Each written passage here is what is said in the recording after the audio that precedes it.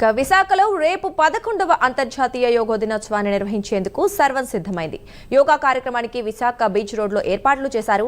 సాయంత్రం విశాఖకు ప్రధాని Modi, CM Chandrababu, deputy CM Pawan Kalyan చేరుకోనున్నారు. రేపు ఉదయం 5 గంటల నుంచి 8 గంటల వరకు విశాఖ ఆర్కే బీచ్ లో 5 లక్షల మందితో యోగా కార్యక్రమం నిర్వహించనున్నారు. యోగా వేదిక వద్ద 326 కంపార్ట్మెంట్లు ఏర్పాట్లు చేశారు. యోగాలో పాల్గొనే వారికి యోగా మ్యాట్, టీ-షర్ట్ పంపిణీ చేస్తారు. అలాగే రాష్ట్ర వ్యాప్తంగా 2 కోట్ల మంది యోగా చేసేలా ఏర్పాట్లు చేశారు.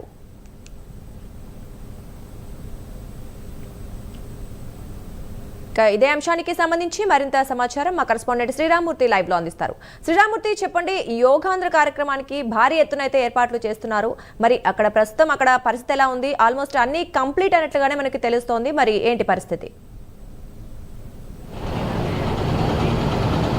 దుర్గా, ఏదైతే విశాఖ బీచ్లో ఒక అంగరంగ వైభవంగా యోగేంద్ర కార్యక్రమం, అంటే రేపు అంతర్జాతీయ యోగా దినోత్సవాన్ని అత్యంత వైభవంగా నిర్వహించడానికి రాష్ట్ర ప్రభుత్వం తరపున ఏర్పాట్లన్నీ కూడా పూర్తి కావచ్చాయి, చివరి దశకు చేరుకున్నాయి. ఇక్కడ ఏదైతే 326 కంపార్ట్మెంట్లో ఏదైతే కాళీమాత ఆలయం నుంచి భీమిలి వరకు కూడా బీచ్ రోడ్లో ఒకవైపు సముద్రం అలలు, సాగర తీరం కనిపిస్తూ ఉంటుంది. మరోవైపు చూసినట్లయితే ఇక్కడ రోడ్డుకి ఇరువైపులా కంపార్ట్మెంట్లో ఉండి ఇక్కడ యోగా చేసుకునేందుకు వీలుగా ప్రధాని Modi, CM Chandrababu, deputy CM Pawan Kalyan ఒక వేదిక కూడా ఇక్కడ బ్రహ్మాండంగా ఏర్పాటు చేసిన పరిస్థితి ఉంది.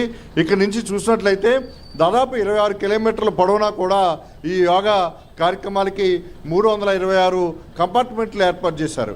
ఒక్కొక్క కంపార్ట్మెంట్లో దాదాపుగా చూసినట్లయితే 1000 మంది కూర్చునే విధంగా ప్లాన్ చేశారు. వారికి ఒక మ్యాటు, అలాగే టీ-షర్ట్ కూడా, యోగాంధ్ర టీ-షర్ట్ కూడా అందజేయనున్నారు. అయితే ఇక్కడ చూసినట్లయితే ఏర్పాట్లన్నీ కూడా పూర్తి కావచ్చాయి. ఇప్పటికే గ్రీన్ మ్యాట్ ఏర్పాటు చేశారు.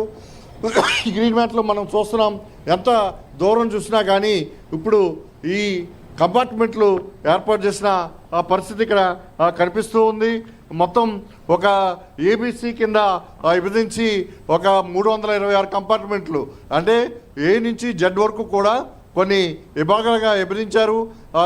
ఒక ఏ 1, 2, 3, 4 అని అట్లాగా కంపార్ట్మెంట్లు విభజించారు. రాష్ట్ర మంత్రివర్గం అంతా కూడా ఉండి కొన్ని కంపార్ట్మెంట్లో ఎట్లా కూర్చోవాలి, వచ్చిన వాళ్ళని ఎలాగా ఇక్కడ కూర్చోబెట్టాలి అనే అంశం కూడా అధికారులకి ఇప్పటికే పూర్తి స్థాయి శిక్షణ ఇవ్వడం జరిగింది.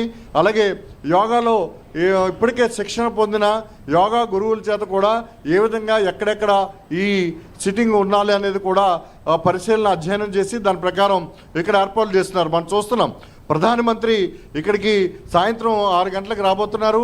రేపు ఉదయం 6 గంటలకి ఈ యోగా వేదిక దగ్గరికి చేరుకుంటారు. సాయంత్రం ప్రధానమంత్రిని ఇక్కడ రిసీవ్ చేసుకోవడానికి ముందుగా ముఖ్యమంత్రి చంద్రబాబు నాయుడు, డిప్యూటీ సీఎం పవన్ కళ్యాణ్ కూడా ఇక్కడ చేరుకుంటారు. ప్రధానమంత్రి మోదీ సాయంత్రం ఇక్కడికి చేరుకున్న తర్వాత ఈస్టర్న్ కమాండర్ అతిథి గృహంలో బస చేస్తారు. అలాగే సీఎం ఆంధ్ర యూనివర్సిటీ అది కలెక్టరేట్లో ప్రత్యేక అతిథి గృహంలో బస చేస్తున్నారు. అలాగే పవన్ కళ్యాణ్ కూడా విశాఖలోనే రాత్రికి బస చేస్తారు. అదే తెల్లవారుజామున 3 గంటల నుంచే యోగా కార్యక్రమానికి సంబంధించి ఇక్కడ ఈ కంపార్ట్మెంట్లో యోగా చేసే జనం అందరూ కూర్చునే విధంగా వివిధ ప్రాంతాల నుంచి దాదాపు 10,000 బస్సులు ఇక్కడికి చేరుకుని ఉన్నాయి. ఆ బస్సుల నుంచి వచ్చిన వారు వచ్చినట్టుగా, అంటే బస్సుల్లోనే ఏ కంపార్ట్మెంట్లో ఎవరు కూర్చోవాలి, ఆ బస్సు ఎక్కడికి వెళ్ళాలి, ఆ బస్సులోనే వారికి సంబంధించిన కంపార్ట్మెంట్ నెంబరు, అలాగే వాళ్ళకి టీ-షర్ట్లు అవి కూడా అందిస్తారు. అలాగే ఓ మ్యాట్ కూడా అందిస్తారు. ఆ బస్సు నేరుగా ఆ కంపార్ట్మెంట్ ఉన్న చోటకే వెళ్ళి ఆ వారిని దింపుతుంది. ఆ విధంగా కొంతమందికి మంత్రులకు కూడా బాధ్యతలు అప్పగించిన పరిస్థితి ఉంది.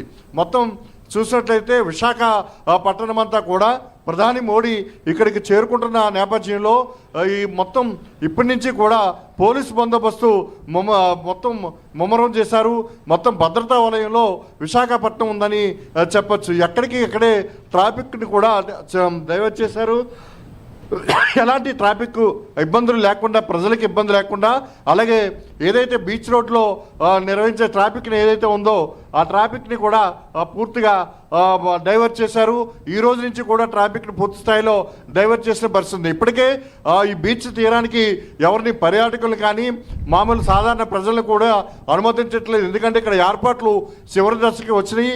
ఇక్కడ కాళీమాత ఆలయం దగ్గర నుంచి చూసినట్లయితే భీమిలి వరకు కూడా 26 కిలోమీటర్ల పొడవున సముద్రం తీరాన్ని ఎంబడి ఈ బీచ్ రోడ్లకి ప్రస్తుతం అయితే ఈ ఏర్పాట్లు నిర్వహిస్తున్న నిర్వాహకులు, అలాగే బందోబస్తు నిర్వహిస్తున్న పోలీసు అధికార యంత్రాంగం, వారికి సంబంధించిన స్టాఫ్ తప్ప మరి ఎవరిని కూడా అనుమతించిన పరిస్థితి ఇప్పుడు ఇక్కడ కనిపిస్తుంది. మనం చూస్తున్నాం, ఓవైపు సాగర సోయగాలు కనిపిస్తూ ఉన్నాయి, మరోవైపు బీచ్ రోడ్లో ఈ కంపార్ట్మెంట్లో రేపు యోగా నిర్వహించడానికి ఏర్పాట్లు అన్నీ జరుగుతున్నాయి. అయితే ఇసుక తిన్నెల మీద కూడా, అంటే బీచ్ రోడ్డుకి సముద్రానికి మధ్య ఉన్న బీచ్లో ఇసుక మీద కూడా ఇప్పుడు ఈ యోగా చేసే వారిని కూర్చోబెట్టడానికి కూడా ఇప్పుడు తాజాగా నిర్ణయం తీసుకుని ఏర్పాట్లు చేస్తున్నారు. అంటే బీచ్ పొడవునా కూడా చాలా స్థలం సరిపోక, అంటే 5 లక్షల మందికి ఇప్పుడు ఇక్కడ ఏర్పాట్లు చేస్తున్న పరిస్థితి ఉంది. దానికి మించి ఇంకా ఇక్కడికి చేరుకునే అవకాశం ఉంది. అయితే ఇక్కడికి వచ్చే జనాన్ని నియంత్రించడం కోసం ఎవరైతే ఆన్లైన్లో నమోదు చేసుకున్నారో వారికే ఇక్కడికి అనుమతించే విధంగా, అంటే ఒక QR కోడ్ కూడా ఇచ్చిన పరిస్థితి ఉంది. ఇలాంటి నేపథ్యంలో చూసినట్లయితే మొత్తం ఇక్కడ మా విశాఖ తీరమంతా కూడా రేపు అంతర్జాతీయ యోగా దినోత్సవం నిర్వహించడం కోసం చాలా అంగరంగ వైభవంగా ఇక్కడ తీర్చిదిద్దారని చెప్పచ్చు.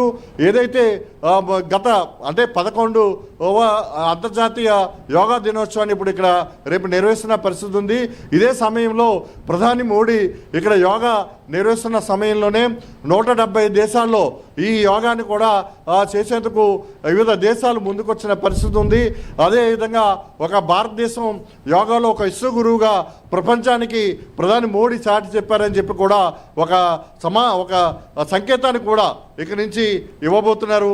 ఏదైనా ఒక యోగా చేయటం ద్వారా ఆరోగ్యం బాగుంటుంది, అలాగే మనసు ప్రశాంతంగా ఉంటుంది.